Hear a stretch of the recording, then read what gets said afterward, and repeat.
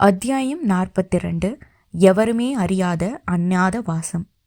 வனவாசத்தின் போது தங்களுடன் வசித்து வந்திட்ட அந்தணர்களை அழைத்த தருமர், வேதங்களை கற்று ஓதிடும் அந்தண சிரோன்மணியரே, நாங்கள் ஐவரும் திருதராஷ்டிரரின் புதல்வர்களால் வஞ்சிக்கப்பட்டதுடன் எங்களது ராஜ்யத்தையும் இழந்து தரித்திரர்களானோம்.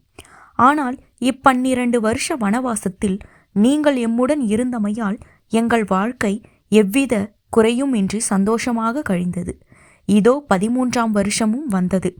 இனி துரியோதனனின் ஒற்றர்களாலும் அறியப்படாத வகையில் ஓராண்டு காலத்திற்கு அஞ்ஞாத வாசம் செய்ய வேண்டியுள்ளதால் உங்களை நாங்கள் பிரிந்து சென்றிட வேண்டிய நிலையில் உள்ளோம். இந்திரபிரஸ்தத்தை மீண்டும் நாங்கள் அடைந்து உங்களுடன் சேர்ந்து வாழுகின்ற காலம் என்று வரும் என்று எமக்கு தெரியவில்லை. அது அந்த பரமேஸ்வரனுக்கு மட்டுமே புரியும். இப்போது உங்கள் அனைவரது ஆசிகளை தருமனாகிய நான் பாண்டு புத்திரர்கள் சார்பாக யாசிக்கிறேன். திருதராஷ்டிரரது புதல்வர்களுக்கு பயந்து அல்லது அவர்களை பொருள்களை பெற்று எங்களை காட்டிக் கொடுக்க முயற்சிப்போர்களுக்கு நாங்கள் ஐவரும் இன்னார் என அவர்கள் அறியாதவாறு 12 மாதங்கள் மறைந்திருந்து வாழ வேண்டும் என்று கூறினர். அப்போது அவருக்குள் இருந்த பெரும் சோகம் காரணமாக அவரது வார்த்தைகள் தடுமாறின. தருமரது கூற்றை கேட்ட தௌமியர் எழுந்து வந்து அவரை சமாதானம் செய்து, அப்பனே தருமா, கற்றறிந்தவனான நீயே இவ்வாறு மனம் தளர்ந்து பேசுதல் கூடாது. இனி நீங்கள் செய்ய வேண்டியவற்றை துணிவுடன் யோசித்து எதிர்கொள்வீராக. முன்னொரு நாளில் தைத்தியர்களது வஞ்சனைக்கு ஆளான தேவேந்தியர் பிராமண உருவம் கொண்டு நிஷத நாட்டில் மறைந்திருந்து வாசம் செய்தானே, அதனை நீ மறந்தாயா? அவ்வாறு மறைந்து வாழ்ந்த தேவேந்திரன் பகைவர்களான தைத்தியரது வலிமையை குலைத்திடும் காரியங்களை செவ்வனவே செய்து முடித்தான். அவ்வாறே நீங்களும் செய்வீராக. திருமாலானவர் காரிய சாதனம் வேண்டி அதித்தி வயிற்றின் கர்ப்பத்தில் ஒடுங்கியிருந்து மனிதனாக பிறப்பெடுத்து மாபலியிடமிருந்து ராஜ்யத்தை பெற்று உலகை காப்பாற்றினார். அதே பகவான் விருத்தாகரனாக வதித்திட வேண்டி இந்திரனது ஆயுதத்தில் பிரவேசித்து மறைந்திருக்கவில்லையா? அக்னி தேவனும் தேவ காரியத்திற்காக ஜலத்தில் மறையவில்லையா? நாள்தோறும் சூரிய பகவான் பூமியில் மறைந்து நிற்பதை நீ உணரவில்லையா? ராவணேஸ்வரனை வதித்திட வேண்டி அப்பகவான் தசரத புத்திரனாக பிறப்பெடுத்து பெரும் துயருற்று பல்லாண்டு காலத்தை கழிந்திட்டாரே, அது உன் நினைவுக்கு வரவில்லையா? இவ்வாறு அநேகம் பேர் பூர்வத்தில் மறைந்தும் ஒளிந்தும் தாம் எண்ணிய காரியத்தை வெற்றிகரமாக முடித்துள்ளனர். அவ்வாறே நீயும் உன் பகைவரை வென்றிடுவாய், கவலையை விட்டொழிப்பாயாக என்று ஆறுதல் வார்த்தைகள் பலவற்றை உரைத்தார். இவ்வாறு அந்தண சிரோன்மணிகளது அறிவுரைகளையும் ஆறுதல் வார்த்தைகளையும் கேட்டபின் தருமரும் அவரது சகோதரர்களும் திரௌபதியும் அவர்களிடம் அவரவர் ஊர்களுக்கு திரும்பி சென்றிடுமாறு வேண்டினர். அவர்களும் அதன்படியே நகருக்கு சென்று நள்ளிரவு பொழுதில் பாண்டவர்கள் எங்களை தனியே தவிக்கவிட்டு எங்கோ சென்றுவிட்டனர் என்று கூறியதும் நகரமாந்தர் அனைவரும் பெரிதும் துயரமடைந்தனர். அந்தணர்களை திருப்பி அனுப்பியதும் பாண்டவர்கள் வனத்தில் அமர்ந்து இனி தாங்கள் செய்ய வேண்டியவை பற்றி ஆலோசனையில் ஈடுபட்டனர். தருமர் அர்ஜுனனிடம், தம்பி அர்ஜுனா, உலக விவகாரங்கள் அனைத்தையும் நன்கறிந்தவன் நம்முள் நீ ஒருவன்தான். 13ஆம் வருஷத்தை நம் எந்த இடத்தில் கழிப்பது என்று வினவினார். அதற்கு அர்ஜுனன், அண்ணா, இதற்காக தாங்கள் தர்மதேவனிடம் வரம் பெற்றுள்ளீர்கள். எவராலும் தாம் அறியப்படாமல் வெகு எளிதாகவே இவ்வருஷ காலத்தை நிச்சயம் கழித்திடுவோம். அதுவும் எல்லோருமே ஒரே இடத்திலேயே கழித்திடலாம். மனதுக்கு இனிமையான அருளும் பல நாடுகள் உள்ளன. பாஞ்சாலம், மத்தியசயம், சால்வம், வைதிகம், பாகாலிகம், தசார்ணம், சூரசேனம், கலிங்கம், மகதம் என பல நாடுகள் உள்ளன. இவற்றில் எதில் நாம் தங்க தாங்கள் முடிவு செய்தீர்களோ அங்கு நாம் செல்வோம். என்னை கேட்டால் விராடனது தேசமான மத்சய தேசமே சிறந்தது என்று கூறுவேன். விராடனது நாடு மிகுந்த இயற்கை அழகும் செல்வமும் நிறைந்ததாகும்.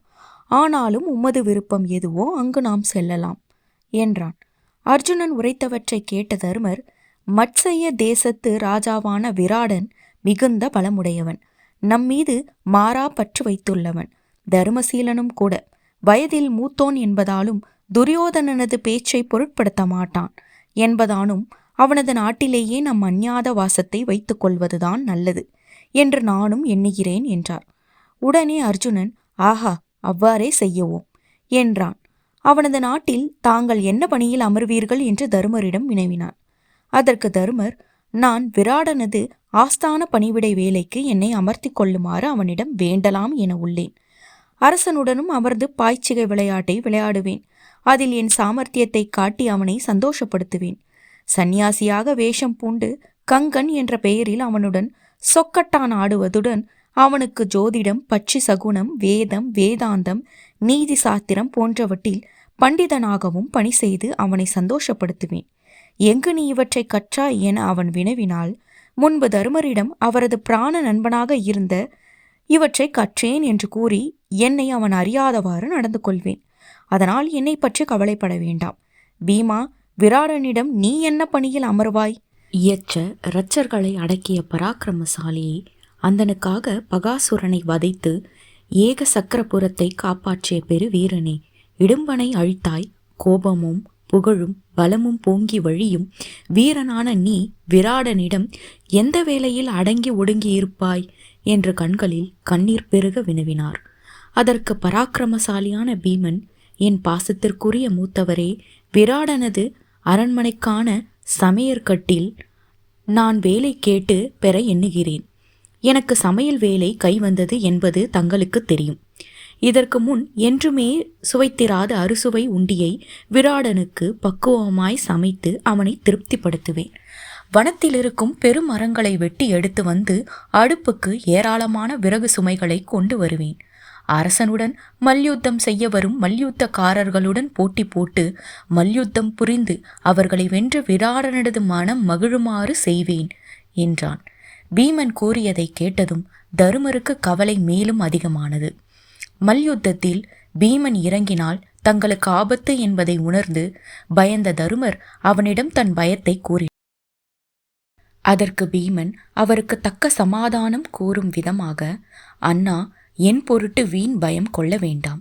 நான் எவரையும் கொல்ல மாட்டேன். என்னோடு மல்யுத்தத்திற்கு வருவோரை கசக்கி துன்புறுத்துவனே ஒழிய யமனுலகுக்கு அவர்களை அனுப்ப மாட்டேன். அது மட்டுமல்ல, மதம் கொண்ட காளைகள், எருமை கடாக்கள், கொடிய மிரட்டு காட்டு மிருகங்கள் ஆகியவற்றை நான் எளிதாக அடக்கி விராடனுக்கு வேடிக்கை காட்டுவேன் என்றான். அவனது சமாதானத்தில் சற்றே திருப்தி அடைந்த தருமர் அர்ஜுனனிடம், அர்ஜுனா, நீ என்ன செய்ய போகிறாய்? ஒளித்து மறைத்திட இயலாத உன் வீரத்தை எவ்வாறு ஒழிக்கப் போகிறாய் என்று வினவினார். என் மூத்தோர்களே, வில்லினுடைய நான் தேய்த்து தழும்பேறிய என் கைகளை எவரும் காணாதவாறு எந்நேரமும் பெண்ணை போன்று ரவிக்கை அணிந்து அந்த புறத்து மகளிரிடையே அவர்களுக்கு பணியாற்றும் நபும்சகனாக நான் இருந்து என்னை மறைத்துக் கொள்வேன். இவ்வாறான சாபத்தை தேவலோக மங்கையான ஊர்வசி எனக்கு அளித்துள்ளார். நான் திவ்யாஸ்திரம் பெற வேண்டி இந்திரலோகம் சென்றபோது அங்கிருந்த ஊர்வசி என்னை பெரிதும் விரும்பினாள். அப்போது நான் அவளிடம், நீ என் தாயை போன்றவன் என்று கூறி அவளது விருப்பத்தை ஏற்க மறுத்தேன்.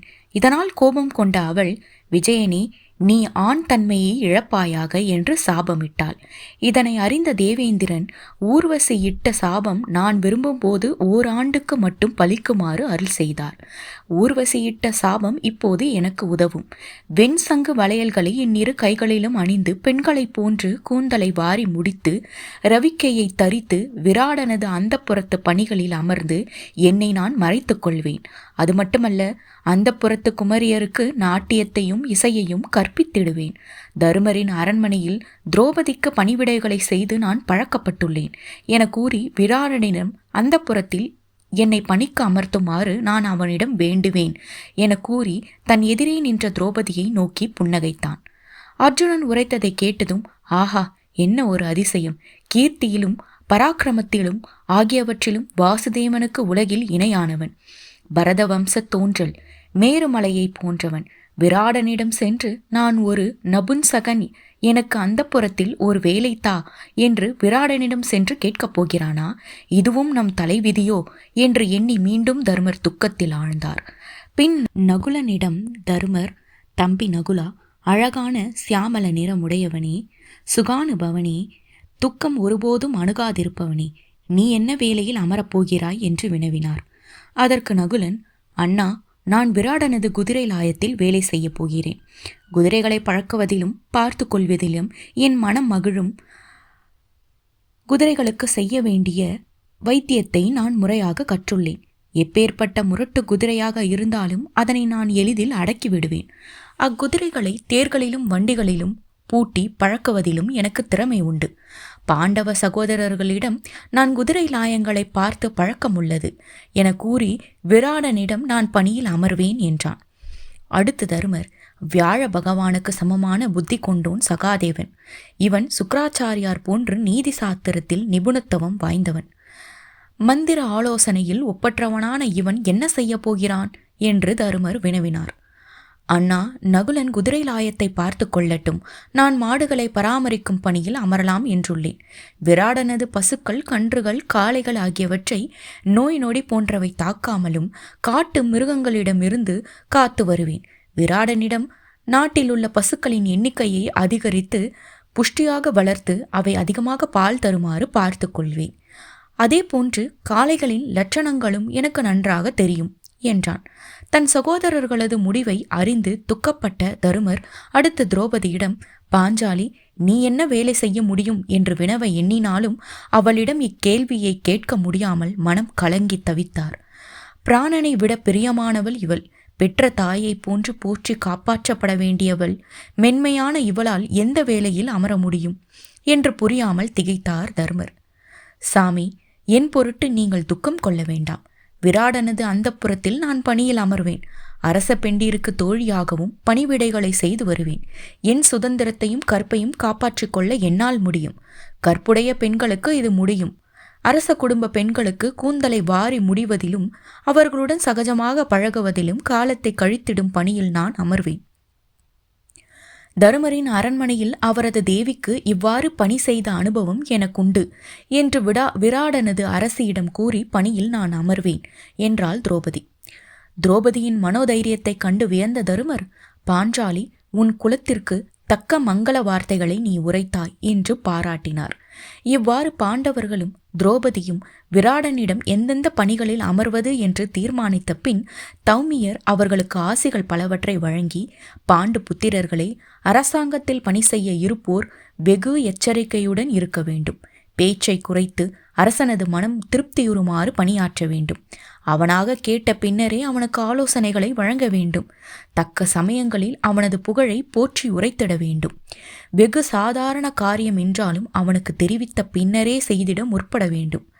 மனித உருவில் உள்ள நெருப்பை போன்றவன் அரசன். அதனால் அவனிடம் அதிக நெருக்கமும் கூடாது. அதே சமயம் அவனை அலட்சியம் செய்யவும் கூடாது. எவ்வளவுதான் அரசனின் நம்பிக்கையையும் மதிப்பையும் அதிகாரத்தையும் பெற்றிருந்தாலும் எந்த நேரத்திலும் அவனால் நீ பணி நீக்கம் செய்யப்படலாம் என்ற எண்ணத்துடனே அரண்மனை வாயிலை பார்த்தவாறு இருக்க வேண்டும். ஒன்றை நினைவில் நீங்கள் வைத்துக் கொள்ளுங்கள். எக்காரணம் கொண்டும் நீங்கள் அரசர்களிடம் நம்பிக்கை வைத்தல் கூடாது. அவ்வாறு வைப்பது வடிகட்டிய முட்டாள்தனமாகும். அரசனின் பேரன்பை பெற்றுவிட்டோம் என எண்ணி அவனது ரதத்திலோ யானை மீதோ குதிரை மீதோ ஏறக்கூடாது. அரச சேவை செய்வோன் சோம்பித் திரியாமல் மனதை அடக்கி ஆளும் திறமை பெற்றவனாக விளங்க வேண்டும். அதனால் நீங்கள் விராடனது கௌரவப்படுத்தப்பட்டாலும் அவமதிக்கப்பட்டாலும் மன வருத்தம் கொள்ளக்கூடாது. அரசன் கூறும் இரகசிய வார்த்தைகளை வெளியே எவரும் அறியாமாறு பட்டவர்த்தமானமாக பேசக்கூடாது. குடிமக்களிடம் இருந்து எதன் பொருட்டும் பரிதானம் பெறவும் கூடாது. உடன் பணிபுரியும் மற்றவருனை கண்டு பொறாமை கொள்ளவும் கூடாது. அரசன் சில சமயங்களில் தன்னை நெறிப்படுத்தும் அறிவாளிகளை தவிர்த்துவிட்டு தன் அழிவுக்கு காரணமாக இருக்கும் மூடர்களை பணியில் அமர்த்துவான். அதனால் மனக்கசப்பு கொள்ளுதல் கூடாது. அந்தப்புறத்து பெண்கள் விஷயத்தில் எச்சரிக்கையுடன் செயல்பட வேண்டும். அது மட்டுமல்லாது அவர்கள் மீது இச்சை கொள்ளுதலும் கூடாது என்று அரச பணியாளர்களுக்கு உரிய கடமைகளையும் எச்சரிக்கைகளையும் உபதேசித்த தௌமியர், பாண்டு புத்திரர்களை, ஓராண்டு காலத்திற்கு விராட மன்னனிடம் இராஜாங்க சேவை செய்து பொறுமை காத்தீர்கள் என்றால் நிச்சயம் பின்னொரு நாளில் நீங்கள் இழந்த ராஜ்யத்தை மீட்டு சுகமாக வாழ்வீர் என்று பாண்டவர்களை முழு மனதுடன் ஆசிர்வதித்தார்.